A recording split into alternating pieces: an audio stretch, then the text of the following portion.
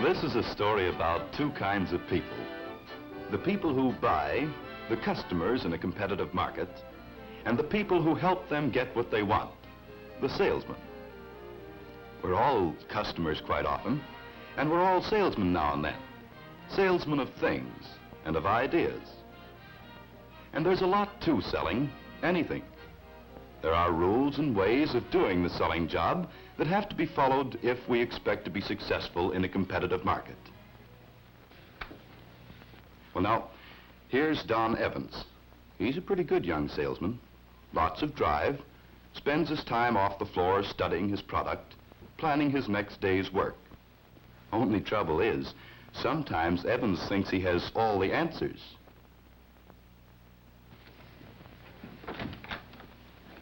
Say, Don. Oh, yes, Mr. Carter. Can you come into my office for a few minutes? And here's Jim Carter, Evans' boss. He doesn't always agree with Evans. Don, my calendar says that you've been with us just 3 months to the day. That's right. Still like it? Oh, yes, sir. I like selling. I like it here. I like the job, too. I just hope the job likes me. Sit down. Well, Don, for a man who's only been with us 3 months, I'd say you were doing all right. But you know, Don, successful selling in this business or any other isn't all just a matter of natural ability or the will to win. It takes a lot of hard work, study, practice, and above all, a thorough understanding of what selling is really all about. You remember, Don, when you first came here, we had several sessions on what selling really is and how to go about it? Uh-huh. I think you caught on fast, too, for a start. But before we go any further, it might be a good idea to see where we're at so far. You know, Don, right now you're forming sales habits that are going to stay with you. It's easy to form the wrong habits that are hard to get rid of. On the other hand, it's just as easy now to form the right habits. So let's analyze this selling job of yours once more just to see how we stand. Well, I guess the first thing in selling is to know your product. You sure can't do much selling unless you know what you're talking about. You know, I've been noticing lately how many salesmen really don't know their products. Why, only yesterday, I saw an electric shaver in Johnson's window down the street. And I'd been needing a new one, so I thought I'd go in and find out how this one worked. Well, I don't know just what kind of motor it's got in it, but we sell lots of them. Lots of them. No complaints either. Yeah, sure, I know, but I've had a couple of these things. One of them was okay, but I lost it. The other only ran half the time. So I'd like to know what's what before I buy. Well, we handle a lot of different makes of shavers in this place. Yeah, sure, thanks.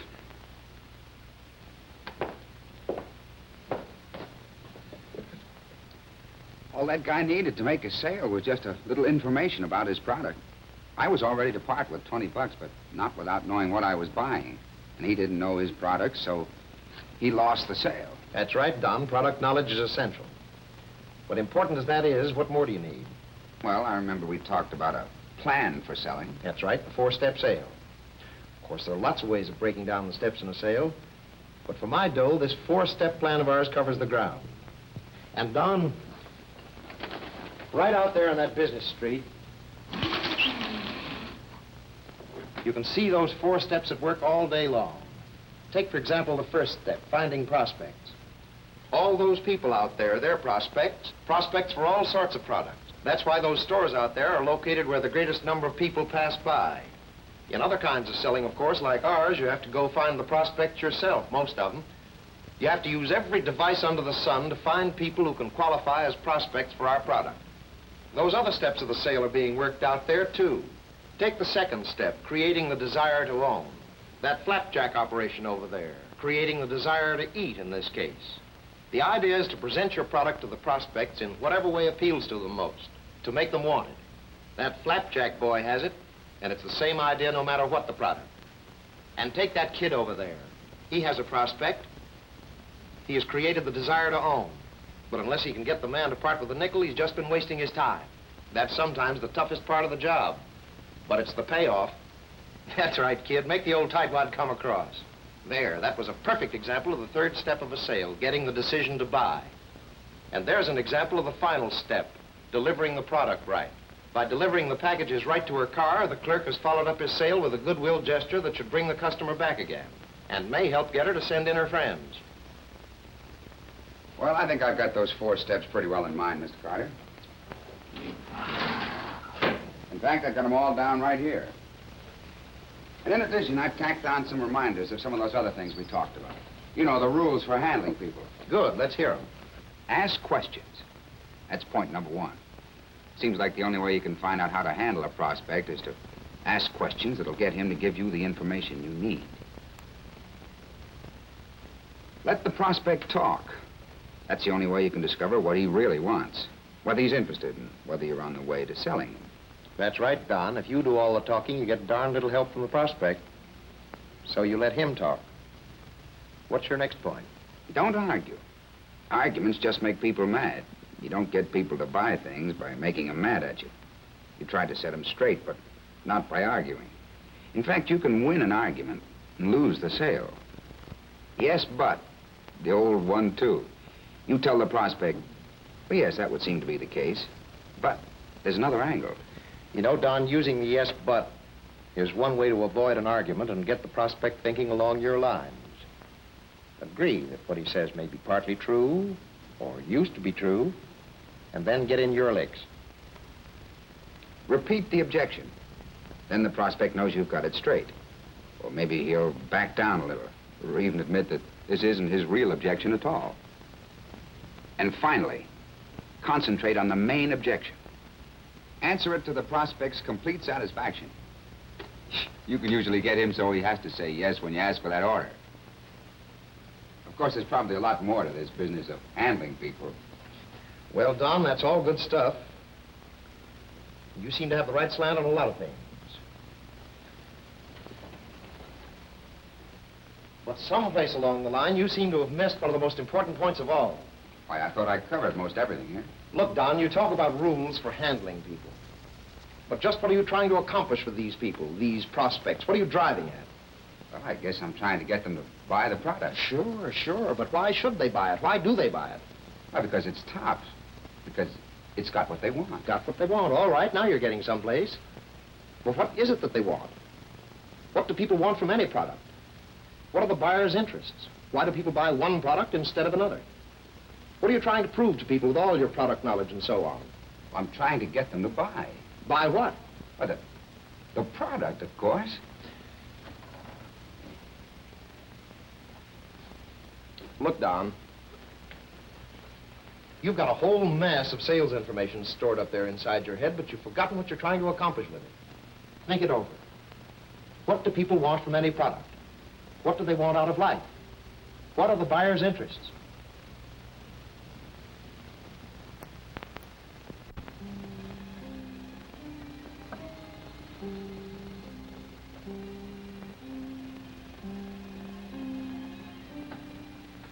What do people want?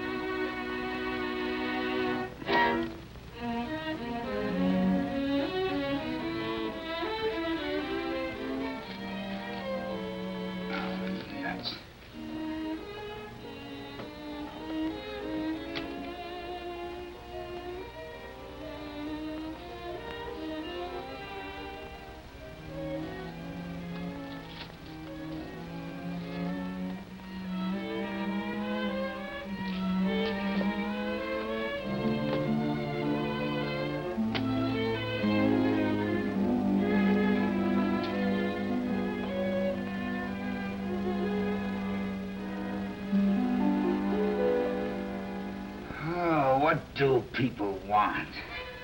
What's the matter, Don? Don't you know what people want? What? Oh, never mind about where I am. I'm just the guy inside your noggin. The guy who really knows what you know about what people want. What people want? That again. That's right.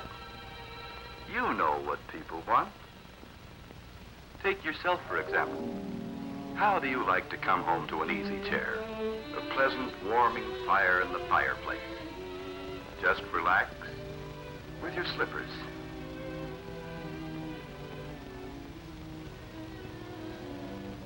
Your pipe. newspaper. Solid comfort. Yes, comfort is mighty important to you and to a lot of other people.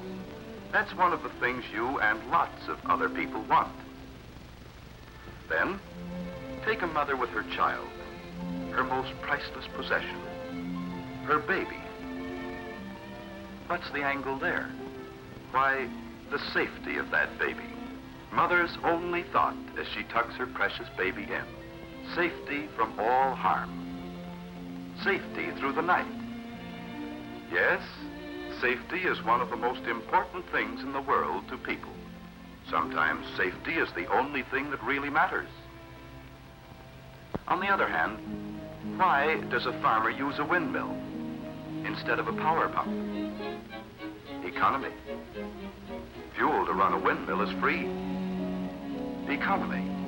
The farmer's first consideration in using a windmill. A thing of first importance to many people. And why do we have jet planes? Why? Just one reason. Performance. Performance. Do a better job than anything else. Performance from a jet plane. Performance from a lawnmower. To some people, performance is the only thing that counts. Durability. Bridges. Man-made structures which must last for generations, which tell us just how important durability can be to people. Durability. How long will it last? And here's a picture to delight the eye and quicken the pulse of every beholder. To many people, like the artist, appearance is all important. Beauty in women, beauty in many other things. Well, that's it. Those are the 6 things that people want. The 6 buyer's interests. Of course, sometimes we call them by other names, but it's the same thing. For example, take that cigarette. You pick a certain brand, maybe for its flavor or its firmness or the fact that it doesn't make you cough. Well, in a cigarette, those things all add up to performance. Performance in a cigarette.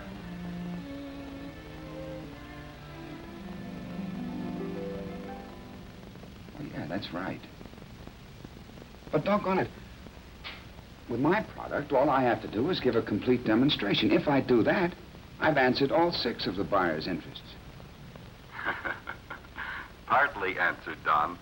Sure, you should always give a complete demonstration. But you've got to do a thorough selling job on the prospect's main interests. For instance, those are certainly good-looking shoes you have on. Why did you buy them? Right, because they're comfortable. I've got to be on my feet an awful lot in this job, you know. Exactly. And while the shoe salesman mentioned appearance and economy, you wouldn't have bought those shoes unless they were comfortable. Someone else might have been more impressed by appearance. But to you, comfort was the chief interest. So the salesman hit that hard. The thing is that different people attach different degrees of importance to each of the 6 buyer's interests. One may think performance is the most important. Another, economy, or safety, or comfort. I get it. My job in selling is to find out which of these interests each prospect is most interested in. And then to show that my product is the answer. Absolutely. Product knowledge, the 4 steps of the sale, the rules for handling people. All these things should be aimed continually at finding the prospect's interests. And then, proving that your product best fills those interests. That's true of every salesman, no matter what he's selling. Take Pete, for example. He sells china, very expensive china, and not so expensive china. Good morning, madam. What can I show you today? Well, I'd like to see something in the dinner set. All right. Did you want something for every day, or were you interested in something more elaborate? Well, something for every day. And I don't want to spend too much. My present dishes are always chipping. I see. So you're interested in something low-priced, yet durable. Yes. I think we've got just about what you have in mind. Some new low-price patterns just came in. Here's one we consider very attractive. Yes, it is nice. And the price is surprisingly low for dinnerware of this quality. It's durable, too, for everyday use. Let me tell you why this china is so durable. You see? You may have noticed that. Pete established with a simple question or two just what his customers' main interests were. Then he showed merchandise that satisfied those interests. And he stressed the things that applied to the interests. You have to do that in selling china. And you have to do it in selling men's suits. Yes, sir, Mr. Williams. At the price, this suit is really a steal. And it'll wear like a carpet. Sure. And the price is okay. I tell you, it doesn't feel right. It's too heavy. Oh, but Mr. Williams, to see how beautifully it fits you and the color made for you. And at that price. Listen, I wouldn't take this dog bed for a gift. Wait a minute. Hold everything. Let's back up a little and do it right. Seems a little heavy. You'd be more comfortable with a lighter weight material? Right. Let's just try on this lightweight pinstripe and see if it doesn't give you the comfort you want. And it'll hold the press about as well as any material you can find.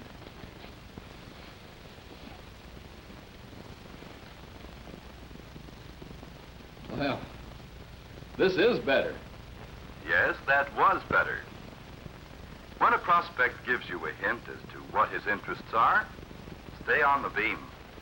Prove his interests. If he wants comfort, sell him comfort, not price or appearance. A good salesman keeps that constantly in mind in selling clothing, and it's the same thing with radio. Real furniture construction, as you can see. The wood is about the finest we've seen in any radio cabinet. Genuine hardwoods and hardwood veneers, not synthetic. No, it certainly is good looking. Yeah. And for loading and unloading the phonograph, it's really convenient. You just pull the door open and the record player slides out where you can reach it easily. It is convenient. Yeah. Of course, the most important thing about any radio set is, how does it perform? Yeah, performance. How about that? That's what I want to see. Yes, how does this one perform on this new FM everyone is talking about? Well, just wait till you hear it. But first, I'd like to tell you some of the reasons why the performance of this set is so much superior. Now, performance begins right here. Well, there are lots of ways of doing it, but you have to find out which of the 6 interests your prospects are most interested in. Then, you have to demonstrate your product in terms of that interest. Well, Don, that's the story. Actually, you really knew those things all along.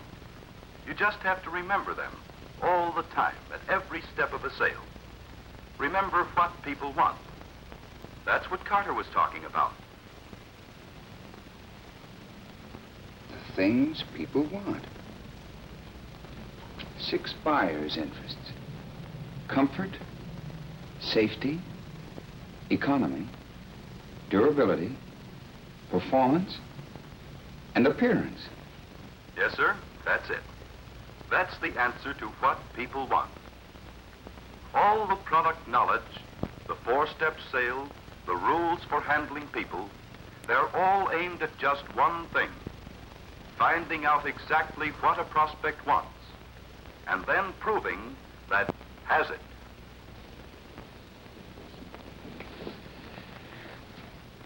You see? I knew it all the time.